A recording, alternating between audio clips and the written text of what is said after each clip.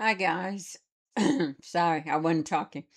I want to show a few of the things I did when editing this and thought it might help some people that weren't so familiar with Photoshop. I did start in Lightroom and I used, well, let's just start from the beginning. I lightened it. I pulled my highlights down and my whites down. I added some texture and some clarity. I'm not going to worry about numbers. It could use a little bit of black. And then I want to darken the background just a bit.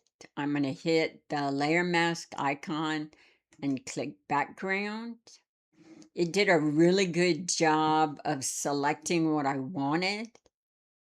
I'm going to darken it just so these front flowers pop, but not so much that it's black or it doesn't look realistic. I'm going to re-hit the mask to show I'm done. And then that's all I'm going to do. I'm going to edit in Photoshop. All right, the first thing I do when I get something from Lightroom is I change it to an 8-bit image because I want all of my filter options to work. And they only work if you're on an 8-bit image. It really does not affect your image at all. Then the next thing I do is crop. What did I do here? I did this. Let's see. I don't really remember. No, I did more this. So I wanted the flowers to kind of be in the middle. I wanted a little bit of space on top. And I knew I was going to deal with the bottom. And we see this empty space. Oh, shucks, I can't get there with the recording in the way. Okay, we won't do that. We will just deal with it how it is. My record option is hiding my generative fill option. So it's cropped. This is our picture. I'm going to hit Control J and make a copy. You need to remember in Photoshop, whichever layer is on the top, that's the layer that will show or the layer that's being impacted. I want to get rid of some of this junk. I'm going to select my lasso tool and I have my mouse set to zoom in. You can do that in preferences. I'm going to go around this bit and then go to generative fill and just hit enter and see what we get.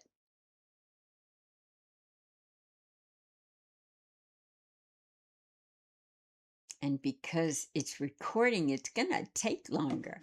So I'm going to say that's fine for the sake of things. If you find that there is one that you like more than the others, you can use that. You can always go up here and pick the one that you like the best and ask it to generate 3 more options that are similar. So we will just keep that one. I'm going to hit Control E to merge that down. So now our image looks like that instead of that. I want to get rid of this also. I'm just going to make my selection with the lasso tool. Again, I'm just going to hit enter and it will fill in the best it can. And we're going to hope for the best. We actually could have got rid of those other flowers. And I think I'm going to go in and try that. I'm going to hit Control E again. Let's see if we can get rid of all of this white, which kind of is going to take away from the next step I'm going to show.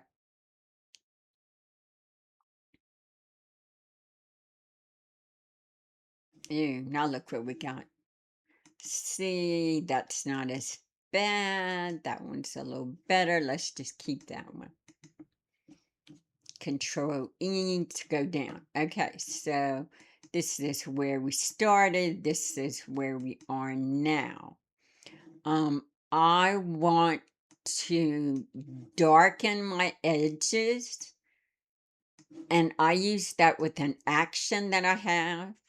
But I'm going to show you, it is just a black brush, a soft brush. Our brushes are up here.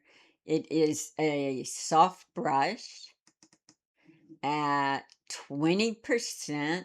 So if we go up here for opacity and just hit the 2, it'll change to 20%.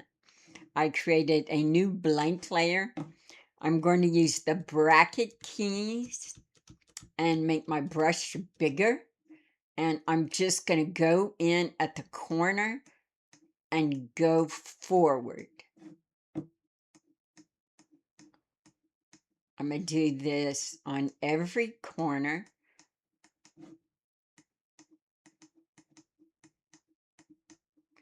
And then I'm going to go around my edge.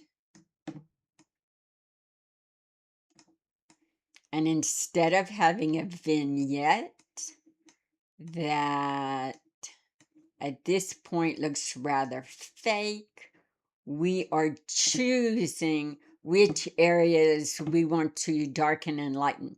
And if you think you did too much, you can always bring it down a bit. I'm going to hit Control E to merge that down again. So I want to disguise this bottom part so we're focused more up here. I'm going to create a new layer. I'm going to select the eyedropper tool, just the regular eyedropper tool, and I'm going to go in here, and the reason I added black was because I wanted a dark green to choose from. So I'm going to click here. Now my color picker is a dark green. I'm going to select my gradient tool. And up here, you want it to say classic gradient. Then you want to select the one that's half transparent. Then you're going to come to the bottom, hold down your shift key, and you're going to swipe up. And the shift key lets it go in a straight line. And if you don't think that's enough, I could do a little more. I'm going to go a bit higher. Now, I don't want it to be, oh, I had the wrong one picked. So you see what it looks like? Let's delete that and do it over. So I want the linear gradient. I think that's what it's called. So it goes across and not in a circle. I had used the circle to make a sun effect the other day. Let's do this. Let's still go up a bit more because it goes soft. I'm going to lower the opacity a bit. And I'm going to create a levels. And I want levels to just affect that gradient layer. So I'm going to clip the 2 layers together. I'm going to hold down my Alt key. And I'm going to get this little arrow right between the 2 layers. And I'm going to click. Now this layer is only going to affect this layer. I'm going to darken it to about there. That's good. Then we want all three of these layers to be together. So I'm going to hold down the Shift key and click on all three. So they're all highlighted. I'm going to right click and I'm going to select Merge Layers. Now we have what we were working on and our original. I'm going to go back to my soft black brush. I created it automatically did a new blank layer, and it's back to black, and I'm still on 20%, and now I'm going to darken these edges again so it matches. Let's go up, up. We might even go across again. All right, that's good. Maybe it's a little too much. Let's bring it down. I'm gonna hit Control E to go back down. Let's see what else we can do. I don't like that white piece right there. See that? I'm going to choose the Remove tool. I'm going to hit my R and it will automatically come up. But if you go in here, you can find the Remove tool. We'll go over how to do preferences and keystrokes later.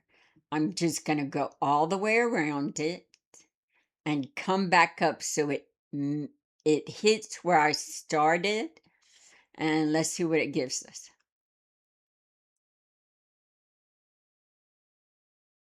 And it's going slow because it's recording. So I'm going to be okay with that. I'm going to zoom back out. And the ugly little white strip is gone. I'm going to go in and sharpen this at this point. I normally do with my action, but I'm going to show you how to do it by hand. You do Control J to make a copy. You're going to go up to Filter and Other and select Highpass. I always work at 6.5, so it's already there. I'm going to hit OK. I'm going to change my blend mode to overlay. I will use overlay for a flower. I will never use overlay for a portrait.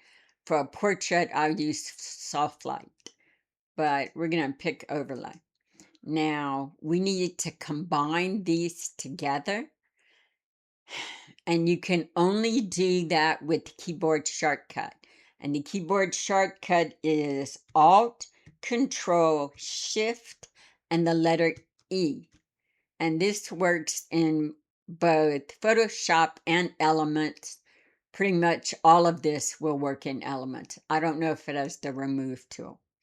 I'm going to hold down my Shift key again and select those three layers. Right click and select Merge Layers. So this is where we started. This is where we are. What else can we do? We can do a levels where I'm going to bring it in right to where my white starts because I don't really want to blow those out. And my blacks in just a hair. And we will go in and add a bit of contrast. A bunch of contrast. Okay, I'm going to do the same thing and merge down those layers. What else did I do?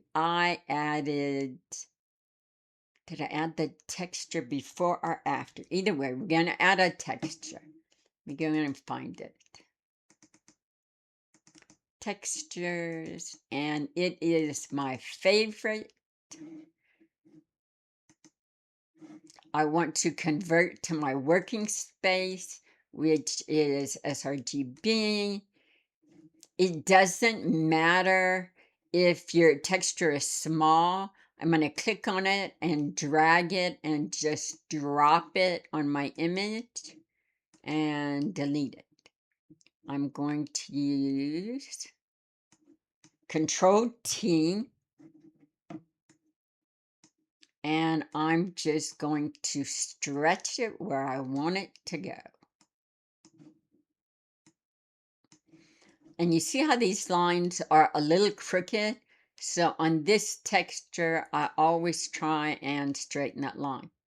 Yes, I could have saved it like that a long time ago, and I wouldn't have to do that every time. I'm going to double click to commit. I'm going to go back to my eyedropper, and I'm going to hit one of the lighter tones, and you'll see my color picker has selected that. I'm going to hit soft light. I think it's too much. I'm going to bring my opacity down. Now on our layer, because that color is already selected, I'm going to go up and get my brush.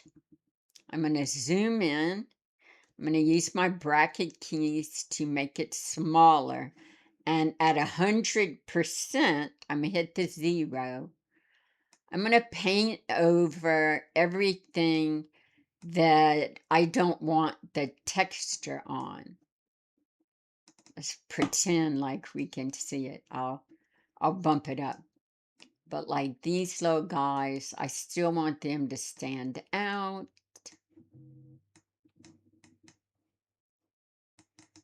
Okay, so if we put our texture back to normal and bump it all the way back up, we can see where we painted, and what that does is it allows you to keep the same tone as your texture, but it allows you to take the texture off of what you want to be the main part of your image.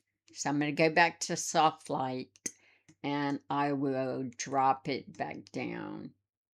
I still want it to show. I just don't want it to be too much. Maybe here.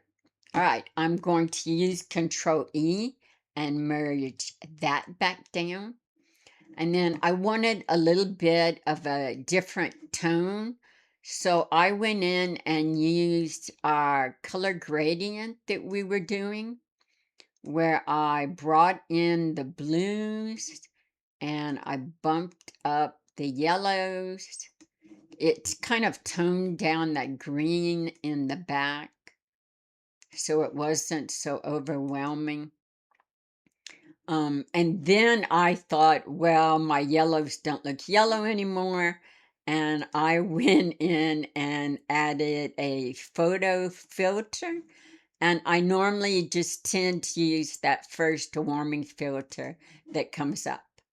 So that was before the warming filter. That was after. I like that much better. I think we lost a bit of our contrast doing all of that. So I'm going to go back in. I'm going to bump my contrast back up. And before I finished, I'm always going to check my levels one more time, because adding textures and color gradient will change your light and darks. I'm going to say that's good. I did some other stuff. I won't go that long. Again, I'm going to make sure this layer is highlighted. I'm going to hold down my shift key and go here, right click and do merge layers. And this is where we finished. This is where we started.